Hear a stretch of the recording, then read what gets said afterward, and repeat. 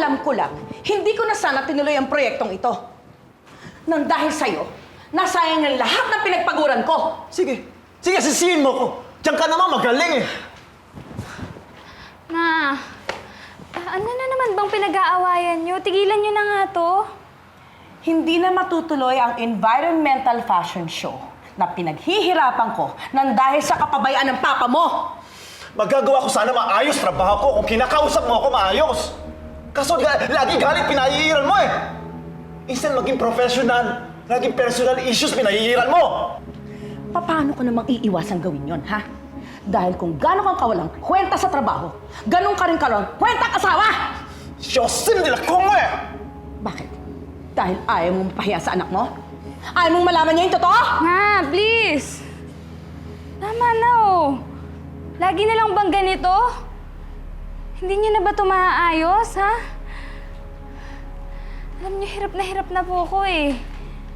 Feeling ko invisible ako sa sarili kong bahay. Kasi hindi niyo ako nakikita. Hindi niyo ako nakikita. Dahil ang nakikita niyo lang, yung mga pagkukulang niyo sa isa't isa. Huwag niyo naman kalimutan na meron kayong anak. Meron kayong anak na naaapektuhan tuwing nag-aaway kayo. Hindi lang naman yung fashion show yung napapabayaan niyo eh. Pati ako napapabayaan niyo na rin.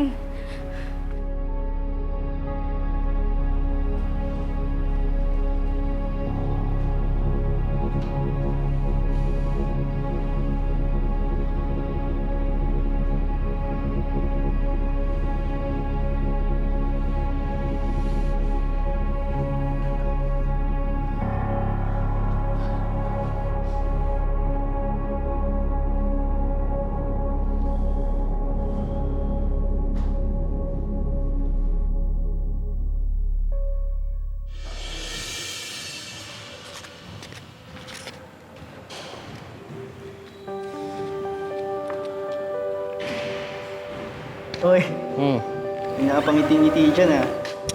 Okay ba na yan? Sisiraan ka na. Hindi. Kasi nagkausap na kami ni Bambi. Kaya pala eh.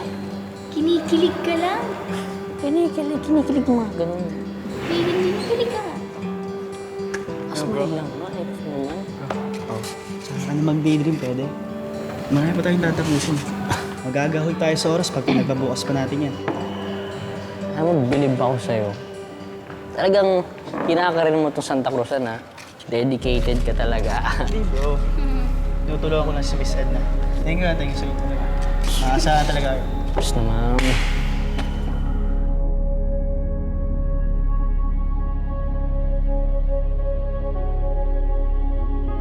Naku, Iho! Dumating ka na pala! Paano po, auntie? Tamang-tama ang dating mo. Tulungan mo ako sa mga dala ko at uuwi na tayo. Sige po. Paano, Rick? Heidi, mauna na kami, ha? Halika na!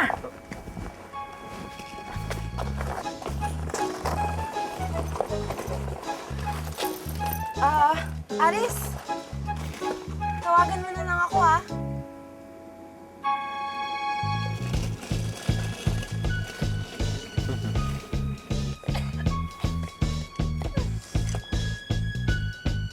Tama, Ricky Boy!